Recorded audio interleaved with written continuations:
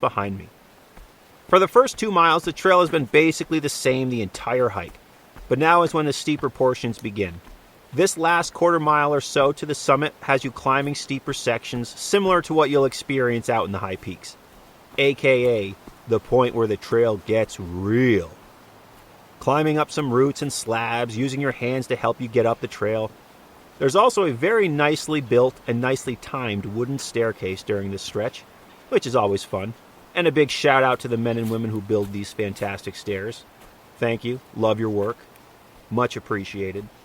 After climbing up this final push, as my heart was beating at a much higher rate than it had been so far on the hike, I came to my first big view of the day, looking at fan favorite Giant of the Valley sitting across the valley, or more commonly known simply as Giant, with Hurricane Mountain in the distance to the left of it.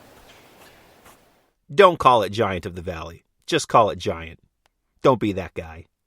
At this point, I knew I was close, and I continued my way along the summit ridge, walking on slabs and climbing up little sections, and then I came out onto the true summit, a nice rocky ledge with Lower Wolfjaw towering above straight ahead, Giant to the left across the valley, with Route 73 visible down below, and then to the right of Lower Wolfjaw had Basin and Marcy poking out in the distance, and a great front row view of Big Slide and the Brothers to the right. An amazing summit with amazing views here on Rooster Comb Mountain, standing 2,786 feet.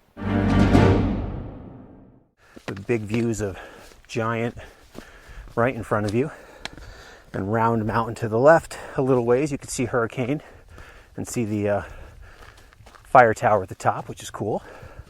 And I'm definitely on the summit now. Nice views coming out to what is likely, yes, the true summit. A nice rocky ledge summit with huge views of the backcountry. Got Lower Wolfjaw right in front of me, looking pretty stellar. It was 2:50 p.m., totaling an hour and 10 minutes from sign-in to summit on this beloved little Adirondack mountain. I hopped down some boulders and looked over the ledges, not too close, but close. Then I climbed back up top. I had the summit all to myself today, and it was quiet as can be. No wind, blue sky, barely any clouds, green everywhere in front of me. Quite picturesque. So I took a bunch of pictures, obviously. I didn't sit down while I was on the summit, not quite sure why. I didn't even take off my backpack, actually. But I stayed up there for maybe 15 minutes and took it all in. A perfect day to be out on the trail, and I was stoked I stopped off for a quick hike so I didn't go 0 for 4 on this beautiful 4-day stretch of flawless weather. Knowing I had to get back down the mountain to my car and then drive back to New York City to work at 6 a.m. the next morning, I headed back down the trail.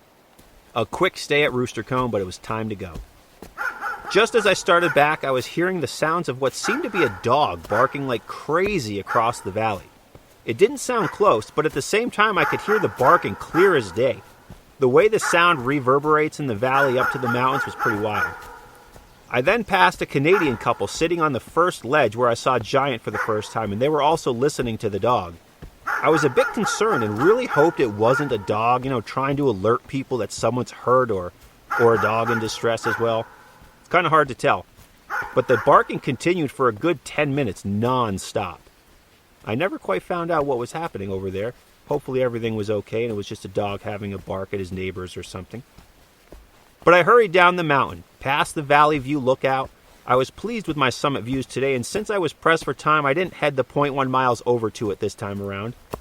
Down the mountain I went, down the wooden staircase, down the steep sections, back to the land of the giants, the sea of boulders, passing the other Snow Mountain Trail junction, marking 2 miles from the Route 73 trailhead. And then I soon passed an older woman coming up who asked if there was any wind at the summit, and she was extremely pleased when I told her there wasn't a trace of wind up there today. And then soon after that, I passed another group heading up for the afternoon. This would be a great mountain for a sunset hike, since coming down in the dark, assuming you have your headlamp, of course, is a good trail for it since it's not very technical. And it's pretty quick. I was hiking down at a good pace, making good time, had my trekking poles out, which to me makes the descent in particular much easier. And I was going fast down the mountain. And then they showed themselves. They were back.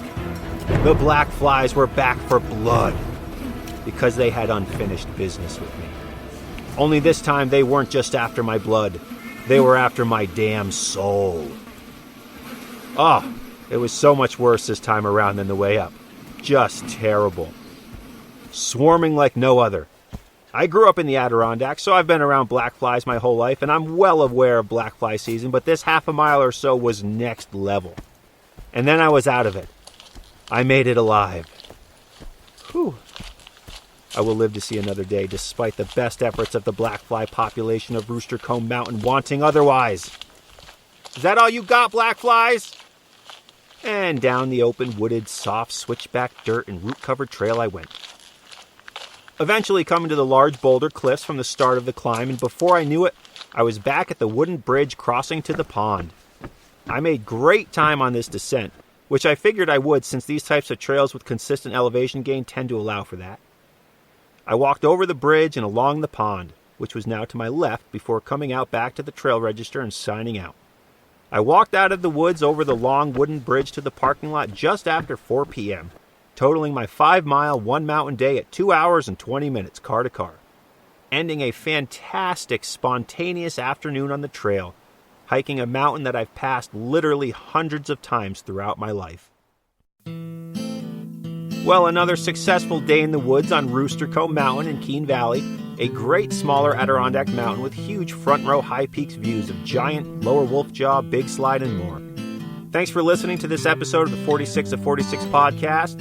If you have a minute, give the podcast a follow on Facebook or Instagram, and leave a review on iTunes. I'd be forever grateful. New mountains, new stories, and new episodes coming soon. And if you ever want to get in touch with me, ask a question, make a comment, criticize me, or just want to talk Adirondack hiking, shoot me an email at 46of46podcast@gmail.com. I'd love to hear from you. And again, remember to always leave no trace, do the rock walk, and if you carry it in, carry it out. Everything, every time, banana peels and all. See you on the trails.